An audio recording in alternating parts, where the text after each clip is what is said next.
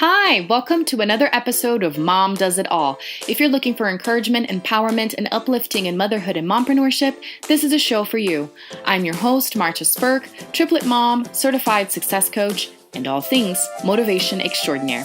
In this episode, I'll be talking about the changes coming up on the Mom Does It All podcast. I am so grateful for you that have been listening to me for almost a year. The podcast will be a year old this month, but lots of things have been happening, prompting me to make a shift. So let's find out what and why. Let's get right to it. I've been talking a lot about some crazy things that have been happening with more Brazilians being interested in my coaching and in my message. And last week, I decided to start an account on Instagram just to focus on posting in Portuguese because I noticed that even though I was trying to do more stories in Portuguese, when people went to my account, they only saw things in English. And even if they could, translate the caption using their phone, it was still not that same connection. And so I decided to start testing the waters. And with that, I translated the Find Your Happy Guide into Portuguese, created a group on Facebook to start supporting the ladies that would download the guide. And I did some lives in there and shared some more stuff with them. And they were super interested in going through the exercises. And I got to say, I had never experienced anything like this with my coaching, like such a huge interest and people super engaged and committed in doing all of the prompts and exercises that I proposed. And so I decided to launch a challenge, which was the 30-day challenge, All of Me Loves All of Me, but in Portuguese, that I called Saber Me Amar, which is teaching women how to love themselves and how to know themselves, which has been, the entire purpose of my coaching and even with a Happy Mommy as well. And I was surprised that for the very first time with anything that I have done, even coming back to, the coaching with fitness, with Beachbody, I had 3 people sign up right off the bat. I literally released this on Saturday, and the same day, 3 people purchased it. And granted, it was, a super, like an offer from the heart. I priced it as low as I could, considering the conversion of the exchange rate with the Brazilian currency. And I was just blown away at this interest and blown away that I had been ignoring an audience that really, really needs my help. And what was even more interesting was that, like I'd mentioned before, I started working with a business strategist and I started sharing with her how I'd never had so much engagement and so much interest like this before. And I wasn't thinking about dedicating my time to the Brazilian audience. And a lot of it had to do with a little bit of a resistance that I didn't even know was there, because I thought I had to serve the English-speaking world because I speak English and because I'm living abroad in an English-speaking country and because I've always loved the language, obviously, being a teacher and a translator for so many years. And I didn't really think much of connecting with the audience in Brazil. Granted, I did try doing this before with fitness, and it wasn't very successful because all the programs that I'm using are in English. It wasn't very accessible for them, so it didn't go very far. And I completely decided to not invest in that and not do anything with that for the last 2 years almost.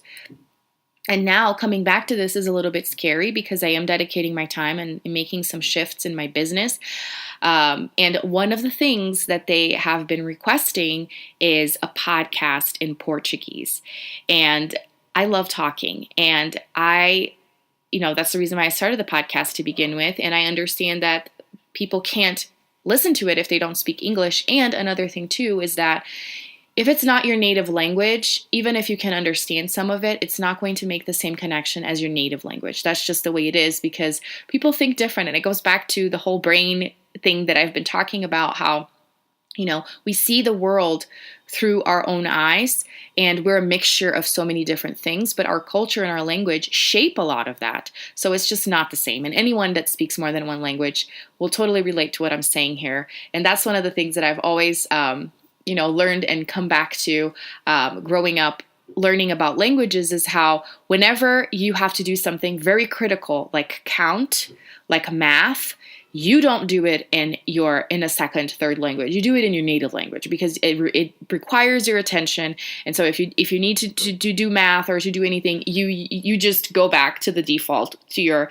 native language. And that's how I still am. even though I can still do some stuff in English, and especially now with the kids where we count in English, and it's been crazy with the kids because it's like their native is both at the same time. That's nuts. That's not what I experienced. Of course, I learned Portuguese first, but still, just, to prove how your native language is so ingrained in you, especially if you have been growing with one language and then you learn something else, not both at the same time like my kids are. That's going to be a totally different experience in its own. And I will have to interview them. Like I'd said before, I'm going to have to interview them and see from their perspective because it's so unique. I haven't experienced that. So the feedback was insane. And so I decided I'm going to start a podcast in Portuguese. And with that, because it's summer now, I'm wanting the kids to be home from daycare more. And I'm going to be taking once a week where I am not going to take them to school so that we can do activities together, do play dates, go visit my sister and everything. I'm not going to have as much time.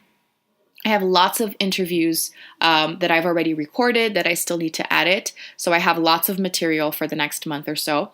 And I decided that I'm going to go back to one episode a week for the Mom Does It All podcast, at least throughout the summer, so that I can dedicate more time to creating the content in Portuguese. And I would really love for you to connect with me and give me your perspective in all of this, because like I said, I'd never had as much engagement as I'm having now with a Brazilian audience. And so if you appreciate this show, if you listen to every single episode and you look forward to the next one, and if for some reason, you're going to be a little bit upset or taken aback that I'm making this change and, making this decision, I would love for you to connect with me.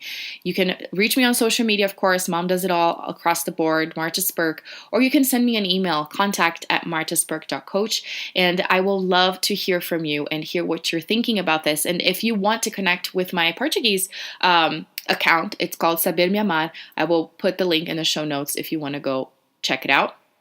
And another thing that I have been noticing too is that this shift that's been happening that was not caused by me at all. And I believe so much, in things happening for a reason in different seasons and, the universe sending me signs that I can't ignore. It's actually been helping me shape my coaching in English in a different way, because it's almost like I'm starting from scratch with these women in Portuguese, but I already have all this material in English.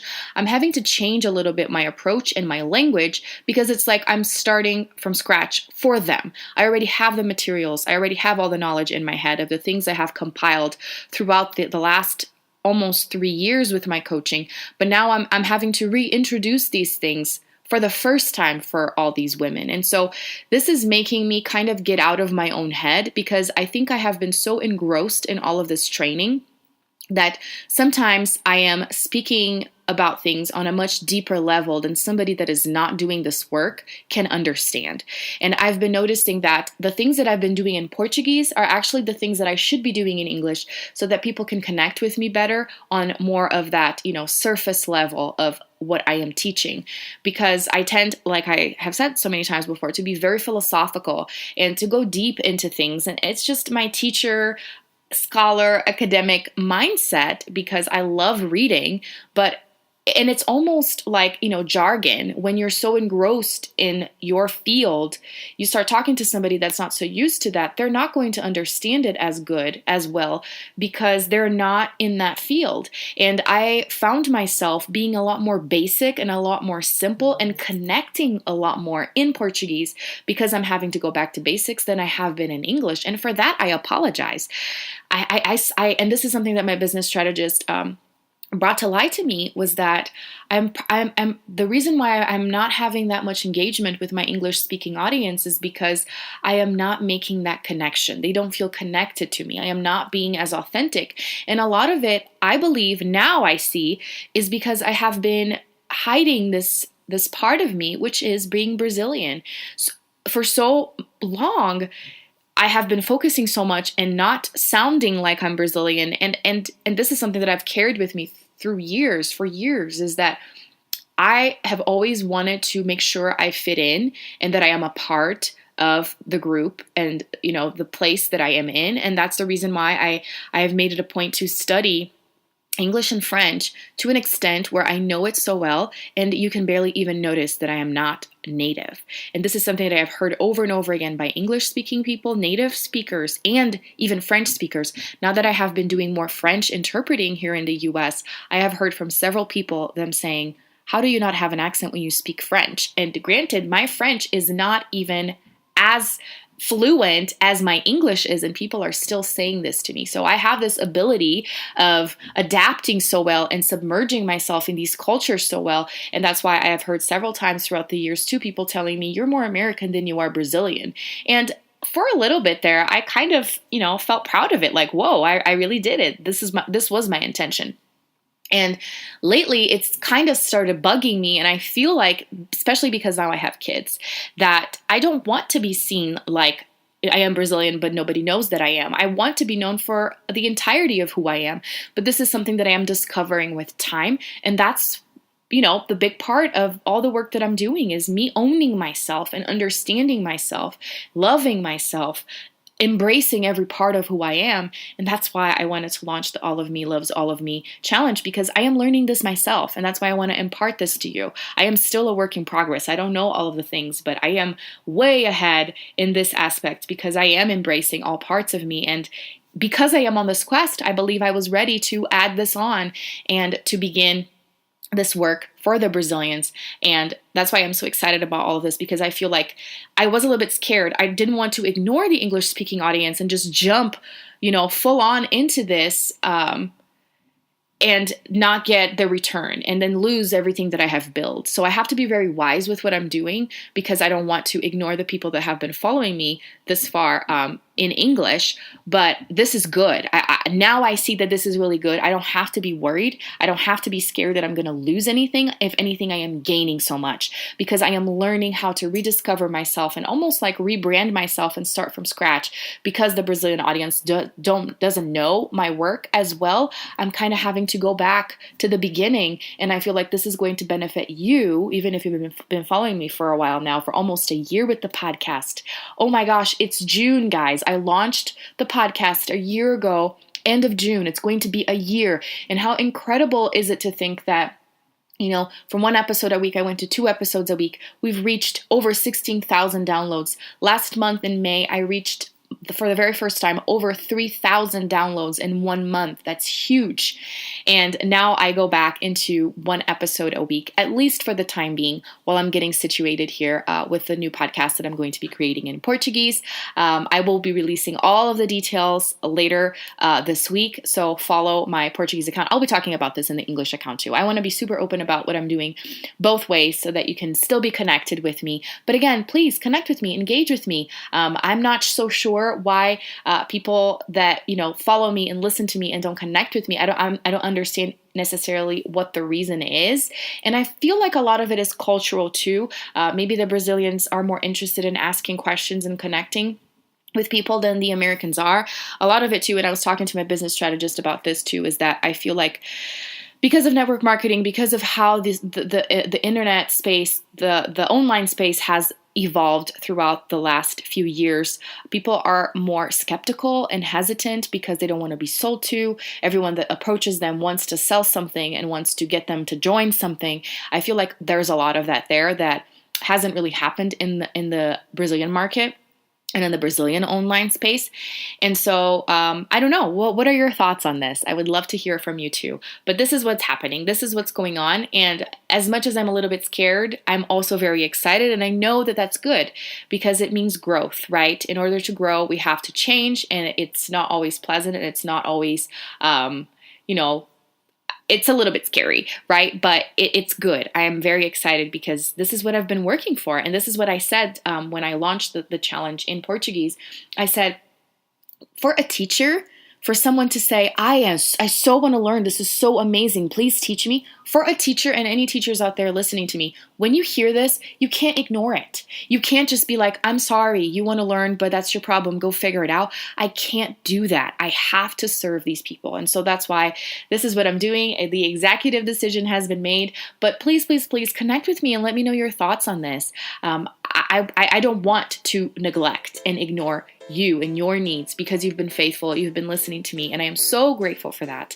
But I also need to listen to the current need that is around me and follow my heart. Have I told you I'm grateful for you? I really appreciate all your love and support in my journey. Are you grateful for me too? Connect with me, engage with me. Until next time, bye.